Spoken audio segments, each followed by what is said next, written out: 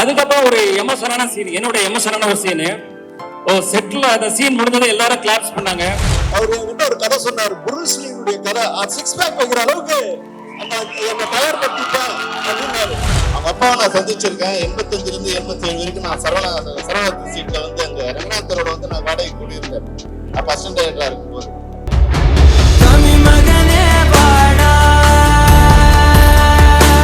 இந்த நாள் இது, இனிய நாள் இது. திரையுலகின் பாதுகாவலன் ஆர்கே செல்வமணி உள்ளிட்ட அரங்கமிகு ஆட்டலார்களே, தொலைக்காட்சி தோழர்களே, ஊடக நண்பர்களே, உங்கள் அனைவருக்கும் என் பணிவான மாலை தமிழ் வணக்கத்தில் மகிழ்வோடு தெரிவித்துக் கொள்கின்றேன். லீடர்னு சொன்னா உண்மையிலேயே லெஜண்ட் சரவணன் லீடர் தான். அதுக்கு உதாரணம் ஒண்ணுதான் சொல்லி நான் கேளுங்க. நீங்க அமைதியா இருந்தாலும் நான் சொல்ல முடியும், கருத்து உங்களுக்கு வரும். முதல் வணிகத்துறையில வந்து தானே விளம்பரம் பண்ணி இன்னைக்கு அத்தனை பெரிய பெரிய நிறுவனங்களோட உரிமையாளர்களும் விளம்பரம் அவங்களே நடிச்சு பண்ற அளவுக்கு அதுக்கு ஒரு அடித்தளம் அமைத்து தந்தது, பாதை அமைத்து தந்தது லெஜண்ட் சரவணன் அவர்கள் தான். அதோடு மட்டுமல்ல, உண்மையிலேயே பெருமைக்குரிய சமாச்சாரம், அவரோட பழகும் போது அவருடைய எண்ணெய் திறன், அதாவது பல கதைகளை மனசில் வச்சிருக்கிறாரு, பல கதாபாத்திரங்களை உருவாக்கி வச்சிருக்காரு. அவர் என்கிட்ட ஒரு கதை சொன்னார், புருஸ்லினுடைய கதை. சிக்ஸ் பேக் வைக்கிற அளவுக்கு என்னை தயார் படுத்திட்டேன் அப்படின்னாரு. அதுக்காக பெரிய இயக்குனரே அவர்கிட்ட இட்டு போய் சேர்த்து நீங்க எல்லாம் சேர்ந்து ஒரு படம் பண்ணுவேன். அப்படி ஒரு ஆற்றல் மிகு ஆற்றலாளர் தான் லெஜண்ட் சரவணன். அவருடைய பணி அங்கிங்கனாதிபதி எங்கும் பிரகாசமாக ஒளிவிட்டு பிரகாசிக்கும். துரை செந்தில்குமாருக்கு திரும்பவும் சரவணன் லெஜண்ட் சரவணன் ஒரு படம் தருவார் என்ற அளவுக்கு இந்த படம் மாபெரும் வெற்றி அமையும். மெய் செலுத்த வைக்கும் பாடல்களை தந்த தம்பி ஜிப்ரானுக்கு உண்மையிலேயே அகிலமெங்கும் கூடி குழாயக்கூடிய அளவுக்கு அங்கும் ஜனாதிபதி எங்கும் இசை வெள்ளம் செவி குளிர சிங்க நிகழ அளவுக்கு உணர்ச்சிகரமான பாடல்களை வழங்கியிருக்கிறார். அதுக்கு சிறப்பான பாடல் வரியை தந்திருக்கிற தம்பிமார்களுக்கும் என்னுடைய வாழ்த்துக்கள். உண்மையிலேயே சரவணன் இந்த திரையுலகுக்கு கிடைத்த ஒரு அட்சய பாத்திரம். அவர்கிட்ட நிறைய எண்ணங்கள் இருக்கு. இந்த திரையுலகத்துக்கு மிகப்பெரிய சேவை செய்வதற்கு வந்திருக்கிறார். அவரை வாழ்த்து வரவேற்போம். அவருக்கு மாபெரும் வெற்றியை ஈட்டி தருவோம். வெற்றி அவருக்கு அருகிலேயே இருக்கிறது. வாழ்த்துக்கள் பண்ணாரு. நிகில் முருகன் போன் பண்ணாரு. நான் வந்து அப்ப அமெரிக்காவில இருந்தேன். அப்ப சரவண சார் லைன்ல வந்து, சார் 21ஆம் தேதி நிகழ்ச்சி இருக்கு, நீங்க கலந்துக்கணும்னு சொன்னாரு. நான் சொன்னேன், சார் இது மாதிரி நான் யூஎஸ்ல இருக்கேன் சார். அப்படியா சார், ஆனா படம் 3ஆம் தேதி ரிலீஸ், நீங்க வந்து படம் ரிலீஸ் முன்னாடி படம் பார்க்க வந்துருங்கன்னா. சார் நிச்சயமா வந்துடுறேன் சார், நான் 1ஆம் தேதி வந்துடுறேன். அப்புறம் ஒரு 3 நாள் கழிச்சு மறுபடியும் நிக்கில் போன் பண்ணான். சார் வந்து நீங்க இல்லாம நிகழ்ச்சி நடத்தக்கூடாதுன்னு சொல்லிட்டாரு சாரு. அதனால 26ஆம் தேதி ஒரு நிகழ்ச்சி இருக்கு, சரிப்பா நான் 25 வந்துடுறேன், 26 நிகழ்ச்சி வச்சுக்கலாம். சார் வந்து லைன்ல வந்தார். சார் இல்ல சார், படம் 10ஆம் தேதி தான் ரிலீஸ் பண்றதா இருக்கு, அதனால வந்து நாங்க கொஞ்சம் தள்ளி வச்சுக்கிட்டோம் சார். இதை 3ஆம் தேதி வேற படம் வருது, அதனால நான் தள்ளி வச்சுக்கிட்டோம். அவர் ஏதோ சொல்றா இருந்தார். அதனால நிக்கில் முருகன் நம்ம பக்கத்துல வச்சுக்கிட்டா ப்ரொடியூசர் போய் சொல்ல வேண்டிய அவசியம் இல்லை, எல்லாம் போய் அவனே சொல்லிடுவான். அப்புறம் வந்து வந்த உடனே மறுபடியும் 26ஆம் தேதி போன் பண்ண, என்னடா நிகழ்ச்சி இருக்கான்னு. இல்ல 3ஆம் தேதி படம் ரிலீஸ், அதனால 29ஆம் தேதி நிகழ்ச்சி வச்சுக்கோங்க. சரி ஓகே, எப்படி இருந்தாலும் நான் இல்லாம இந்த நிகழ்ச்சி நடக்க கூடாதுன்னு இறைவன் எழுதியிருக்காரு. அதனால இந்த நிகழ்ச்சி வந்த பிறகு ரொம்ப சந்தோஷம். விவேக பேசும்போது சொன்னான்னு நினைக்கிறேன், வந்து அதாவது வந்து சரவணனோட வெற்றிக்கு என்ன காரணம் வந்து அவங்க அப்பா சொன்னார். அவங்க அப்பாவை நான் சந்திச்சிருக்கேன். 85 இருந்து 87 வரைக்கும் நான் சரவண சீட்ல வந்து அங்க ரங்கநாதரோட வந்து நான் வாடகை கூடியிருந்தேன்.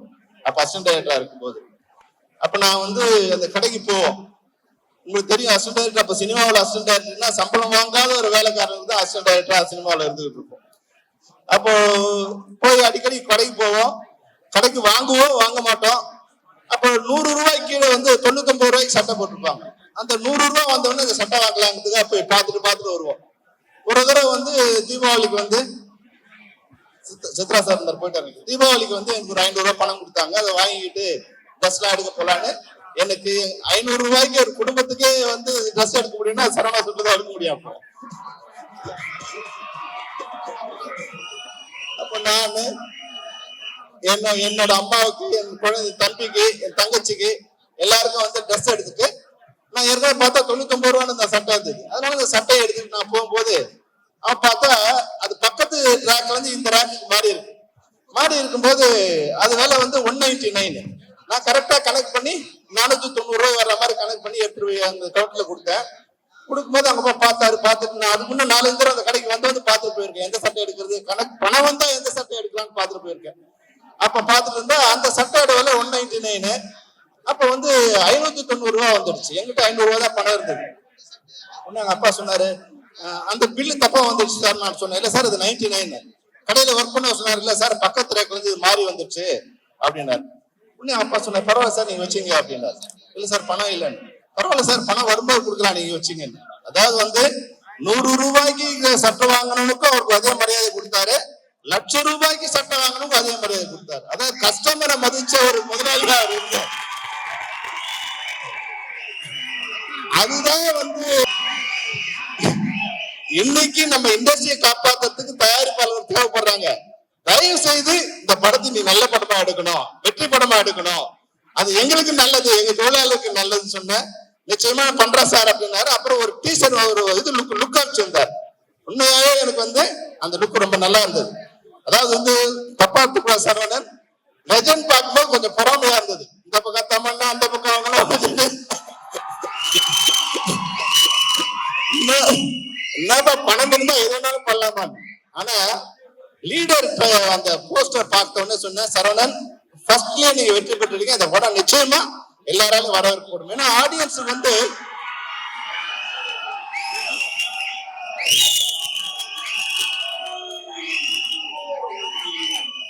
படம் எப்படி ஓடுதுங்கிறது வந்து எங்களால கண்டுபிடிக்க முடியாது. ஏன்னா நான் வந்து ஒரு படத்தை 100 தடவை இல்ல, நாங்க ஒரு படத்தை 100 தடவை பார்ப்போம். டவுல் பாசிட்டிவ்ல வந்து அந்த படம் ரிலீஸ் பண்ற வரைக்கும் 100 தடவை பார்ப்போம். அதுல இருக்கிற தப்பு எங்களால கண்டுபிடிக்க முடியாது. ஆனா படம் ரிலீஸ் ஆகி முதல் நாள் அந்த ஃபர்ஸ்ட் ஆடியன்ஸோட உட்காந்து பாப்பா பாரு, அப்ப எல்லா தப்பும் கண்டுபிடிச்சிருவோம். அவன் எங்க அப்ப ஆடியன்ஸ் தான் அந்த படத்தோட உண்மையான டைரக்டர்ஸ். அப்ப ஆடியன்ஸா நான் வந்து படம் அந்த போஸ்டர் பார்த்தோன்னு சொன்னேன், சரவணன் இந்த படம் வந்து ஒரு மிகப்பெரிய வெற்றி அடையணும். அதனால இந்த படம் மிகப்பெரிய வெற்றி அடையணும். ஆடியன்ஸுக்கு ஒரு கோரிக்கை என்னன்னா, இந்த படத்தை ஜெயிக்க வைங்க, இல்லைன்னா ஜெயிக்க வைக்கிற வரைக்கும் படம் எடுத்துட்டே இருப்பாங்க. அதனால இன்னொரு விஷயம் சொன்னாங்க, அதாவது என்னன்னா வணிகத்துறையில மிகப்பெரிய ஒரு சாதனை பண்ணாரு நம்ம அப்பா. அதாவது நேர்மை, குறைந்த லாபம், நிறைய கஸ்டமர்ஸ், இதுதான் அவங்களோட வெற்றியோட இன்னொரு தாரக மந்திரம் நினைக்கிறேன். அப்புறம் இப்போ ஒரு செய்தி படிச்சேன், அதாவது சினிமா துறையில வந்து நிறைய சின்ன படங்கள் எடுக்க போறாரு அப்படின்னு. உண்மையாவே வந்து சரவணன் எங்க சினிமாவுக்கு வந்து நிறைய தயாரிப்பாளர் தேவைப்படுறாங்க. உங்களை மாதிரி உங்க அப்பா எப்படி வந்து வணிகத்துறையில ஒரு சாதனை பண்ணாரோ அது மாதிரி நீங்க திரைத்துறையில மிகப்பெரிய சாதனை பண்ணும். இது போல வந்து நீங்க ஒரு 50 இல்ல 100 படங்கள் கூட எங்களுக்கு எடுத்து எங்க திரைத்துறையை வாழ வைக்கணும். நிச்சயமா உங்களுக்கு என்னோட நன்றியை தெரிவிச்சுக்கிறேன். தமிழ் ரசிகர்கள் உங்களுக்கு ஒரு மகுடம் கொடுவாங்க. All the best, all the best, all the best. Thank you so much. Yes, Legend sir. இவ்விழாவிற்கு சிறப்பு விருந்தினராக கலந்து கொண்ட திரு கலைப்புலி எஸ் தானு அவர்களே, சத்யஜோதி பிலிம்ஸ் திரு தியாகராஜன் அவர்களே, கதை வசனகர்த்தாவில் புதிய அத்தியாயம் படைத்த டைரக்டர் திரு பாக்யராஜ் அவர்களே,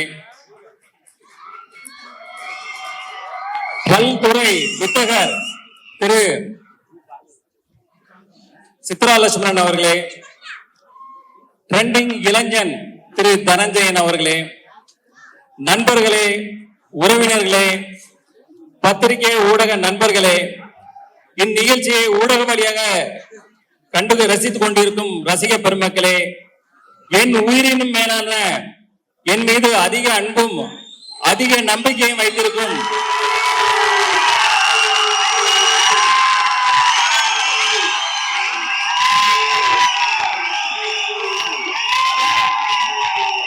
என் ரசிக பெருமக்களே, உங்கள் அனைவருக்கும் எனது அன்பான பணிவான வணக்கத்தை தெரிவித்துக் கொள்கிறேன்.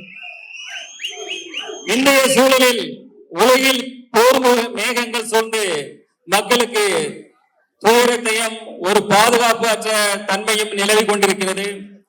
இந்த போர் விரைவில் நிறுத்தப்பட்டு மக்கள் அனைவரும் மீண்டும் மகிழ்ச்சியாக ஒரு சந்தோஷமான ஒரு பாதுகாப்பான ஒரு அன்பான வாழ்க்கையை வாழ உங்களுடன் சேர்ந்து இறைவனிடம் நானும் பிரார்த்தனை செய்து கொண்டு என் உரையை தொடர்கிறேன்.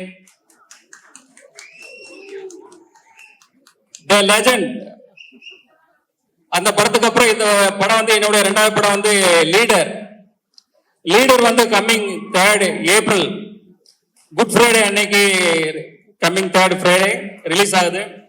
வேர்ல்டு வைடு அண்ட் தமிழ்நாட்டிலையும் ரிலீஸ் ஆகுது. இந்த படத்துடைய கதை பாத்தீங்கன்னா ஒரு இன்னசென்ட்டான அப்பா பிள்ளை அவங்க ரொம்ப சந்தோஷமா வாழ்ந்துட்டு இருக்காங்க. திடீர்னு அவங்க வாழ்வுல மிகப்பெரிய ஒரு கேங்ஸ்டர் உள்ள வர்றாங்க. அதுக்கப்புறம் நடக்கிற விஷயங்களை நம்ம டைரக்டர் துரை செந்தில்குமார் வந்து அவ்வளவு அழகா இன்றைய தலைமுறையினருக்கு பிடிக்கிற மாதிரி அவ்வளவு அழகான ஒரு ஃப்ரெஷ்ஷா எல்லாருக்கும் பிடிக்கிற வகையில மிக அற்புதமா இயக்கி இருக்காங்க. அதாவது அவர் வந்து தன்னை முழுசா அதில் அர்ப்பணிச்சுக்கிட்டாரு. எப்பவுமே ஐஸ் கொட்டி கிடக்கும், அந்த அளவுக்கு குளிர் அதிகமா இருக்கும். சன்லைட் இருந்தா நாங்க தப்பிச்சோம். கொஞ்சம் ஷேடா வந்ததுன்னா அடுத்த நிமிஷமே உடம்பெல்லாம் 1000 ஊசி குத்துற மாதிரி இருக்கும், கை கால்லாம் மரத்து போயிடும். சோ அதுல கிட்டத்தட்ட 14 days ஒர்க் பண்ணோம். நான் மட்டும் இல்ல, எங்க டீம்ல உள்ள எல்லாருமே அதுல வந்து ரொம்ப அழகா சிரமப்பட்டு ஒர்க் பண்ணாங்க. அது வந்து ஃபுல்ஃபில்லா அது வந்து ரொம்ப அழகா வந்திருக்கு அந்த போர்ஷன் எல்லாமே. அதே போல பாத்தீங்கன்னா லாஸ்ட் கிளைமேக்ஸ் ஃபைட் இருக்கும்போது அது வந்து ஒரு குறுகலான இடம், ஒரு ட்ரெயின்ல வந்து ஃபைட் வச்சிருந்தோம். கிட்டத்தட்ட ஃபாரின் ஸ்டண்ட் மாஸ்டர்ஸ் கிட்டத்தட்ட ஒரு 100 பேர் இருந்தாங்க. அது போக கிட்டத்தட்ட ஆயிரக்கணக்கான ஜூனியர் ஆர்டிஸ்ட், டெக்னீஷியன்ஸ், ஒரு பெரிய பட்டாளமே இருந்தது. இந்த இடத்துல ஃபர்ஸ்ட் டே ஃபர்ஸ்ட் ஷாட் முடிஞ்சதுமே நான் என்னுடைய ப்ரொடக்ஷன் மேனேஜர் அம்பியாபதியை கூப்பிட்டேன். அம்பியாபதி, எத்தனை ஆம்புலன்ஸ் இருக்கு அப்படின்னு. அவர் சொன்னாரு, 1 இருக்கு சார். 1 பத்தாது, 2-3 வைங்க, யாருக்கு வேணா எப்ப வேணா என்ன வேணா ஆகும், எனக்கே கூட சில நேரங்கள்ல இன்ஜூர் ஆகும், நம்ம ரெடியா இருக்கணும் அப்படின்னு சொன்னேன். ஆனா காட் கிரேஸ், ஒரு 10 daysல வந்து பெருசா யாருக்கும் இன்ஜூர் ஆகல, சின்ன சின்ன இன்ஜூர் ஆச்சு. 10th day எனக்கு காலில் ஒரு மிகப்பெரிய இன்ஜூர் ஆச்சு. அடுத்த நாள் ஷூட் பண்ண முடியுமா பண்ண முடியாதுன்ற அளவுக்கு ஒரு பெரிய ஒரு சூழ்நிலை இருந்தது. அப்போ இத்தனை டெக்னீஷியன், இத்தனை 1000 பேர் இருக்கிறாங்க, அவங்களுக்கு வந்து வெயிட் பண்ண வைக்க கூட சொல்லிட்டு இன்ஜெக்ஷன் டேப்லெட்ஸ் எல்லாம் போட்டுட்டு அது அடுத்த நாள் ஷூட் வரும்போது தாங்கி தான் நடந்து வந்தேன். இன்னைக்கு என்ன நம்மளால பண்ண முடியுமா அப்படின்ற ஒரு டவுட்ல தான் இருந்தேன். பட் கேமரா ரோல் ஆக்ஷன் சொன்ன உடனே அடுத்த நிமிஷமே ஃபயர் தான்.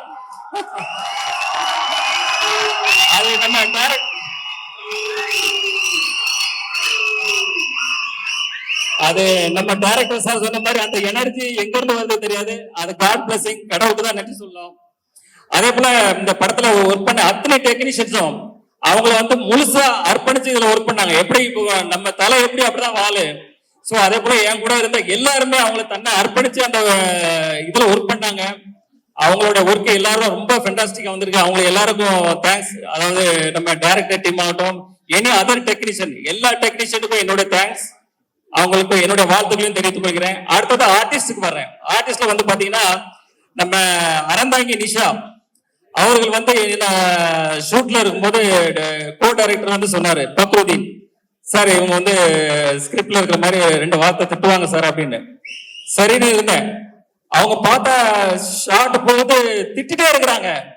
எனக்கு ஷாக் ஆயிட்டு உடனே பக்ருதீன் சாரை கூப்பிட்டு, என்ன சார் இது, நீங்க 2 சீன் தானே சொன்னீங்க சார், இன்னும் இவங்க திட்டிட்டு இருக்காங்க அப்படின்னு. இல்ல அவர் சொன்னாரு, மேடம் கூட 2 வார்த்தை போட்டுக்கலாமான்னு கேட்டாங்க. நான் சரின்னு சொன்னேன். ஆனா இப்படி பச போடுவாங்கன்னு எனக்கு தெரியாது சார் அப்படின்னு.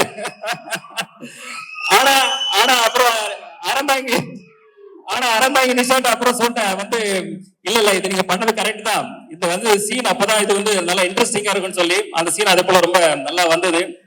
அடுத்தது பாத்தீங்கன்னா நம்ம யோகிராம், வேலு, நிரஞ்சன், கதிர், அதே போல பத்மன், இவங்க எல்லாருமே அந்தந்த ஆர்டிஸ்ட் அந்தந்த கேரக்டர்ல ரொம்ப அழகா பண்ணாங்க.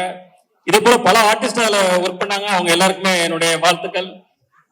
அடுத்தது வந்து இயல் பாப்பா, அவங்க வந்து ஒரு பான் ஆர்டிஸ்ட் தான். டைரக்டர் ஆல்ரெடி இப்ப சொன்னாரு, அந்த சின்ன வயசுலயே அந்த வயசுலயே அந்த அளவுக்கு அதை புரிஞ்சுக்கிட்டு அதை அழகா டெலிவரி பண்ற விதமாகட்டும் எல்லாம் ஆகட்டும்.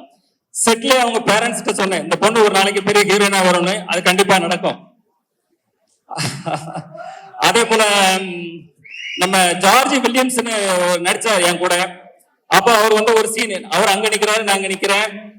அப்ப அவர் வந்து கொஞ்சம் சங்கோச்சப்பட்டாரு, சார் நீங்க அங்க இருக்கணும், நான் இங்க இருக்கணும், இதான் சார் அப்படின்னு கொஞ்சம் சங்கோச்சப்பட்டாரு. சார் சினிமா தானே சார், இது அப்படிதான் பண்ணணும்னு சொல்லி அவரை சமாதானப்படுத்தி அந்த சீனை முடிச்சோம். அதுக்கப்புறம் ஒரு எமோஷனான சீன், என்னோட எமோஷனான ஒரு சீனு. செட்ல அந்த சீன் முடிஞ்சதை எல்லாரும் கிளாப்ஸ் பண்ணாங்க. சார் ஓடி வந்து கையை பிடிச்சிட்டு ரொம்ப நெகிழ்ச்சியா கண்ணெல்லாம் கலங்கி அவர் வந்து ரொம்ப பாராட்டினாரு. அந்த தருணங்களும் ரொம்ப சந்தோஷமா இருந்தது. அடுத்தது பாத்தீங்கன்னா நம்ம பாகுபலி பிரபாகர், அவர் வந்து பாத்தீங்கன்னா ஒரு சீன்ல அப்படி போனை அப்படி தூக்கி வீசினாரு. அப்படி பார்த்தா எல்லாம் போன் தெரிச்சு ஓடுது, பக்கத்துல இருந்தவங்க எல்லாரும் தூரமா ஓடி போயிட்டாங்க. ஏன்னா அவ்வளவு பயம். என்ன சார் இது இவ்வளவு பவர்ஃபுல்லா அடிக்கிறாரு, ஏன்னா அவர் அச்சானா பாக 6 அடிக்கு மேல இருக்கிறாரு, கடோத் கஜன் மாதிரி இருக்கிறாரு. அது எல்லாம் கொஞ்சம் பயந்தாங்க. அப்புறம் அவர் வந்து சொன்னாரு, இல்ல சார் நான் இப்படி பண்றேன், இது இப்படி பண்றேன், யாருக்கும் ஒண்ணும் ஆகாதுன்னு சொல்லி அடுத்த சீன் எடுத்தோம். அதே போல ரொம்ப இன்ட்ரெஸ்டிங்கா அது போச்சு. அதே போல பாத்தீங்கன்னா நம்ம லால் சார் வந்து ஒரு மிகப்பெரிய ஜீனியஸ். அவர் வந்து ஒரு ப்ரொடியூசர், ஒரு டைரக்டர், ஒரு ஆக்டர்.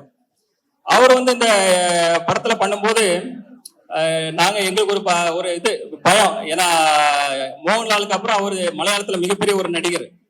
ஸோ அவர் கூட நடிக்கிற ஷாட்ல நாங்க ரொம்ப கான்சியஸா பண்ணும்போது மோஸ்ட் ஆஃப் த ஷாட் அவர் கூட சார் கூட பண்ணும்போது சிங்கிள் ஷாட்ல ஓகே பண்ணோம். அந்த அளவுக்கு சேலஞ்ச் எடுத்து பண்ணேன். அது எல்லாமே most of the time single ஷாட்ல இது முடிஞ்சது. அது ஒரு இன்ட்ரெஸ்டிங்கான அனுபவம். அடுத்தது பாத்தீங்கன்னா நம்ம சந்தோஷ் பிரதாப், அவர் வந்து ஸ்டார்டிங்ல ஒரு ஃபர்ஸ்ட் ஷெட்யூல்ல அவருடைய இது பார்த்தோம். பார்த்துட்டு வந்து இது வந்து ஒரு மேனரிசம் பண்ணாரு, சிரிச்சுக்கிட்டே ஒரு மேனரிசம் பண்ணாரு. அப்போ நான் டைரக்டர் சார்ட்ட சொன்னேன், சார் இது மேனரிசம் நல்லா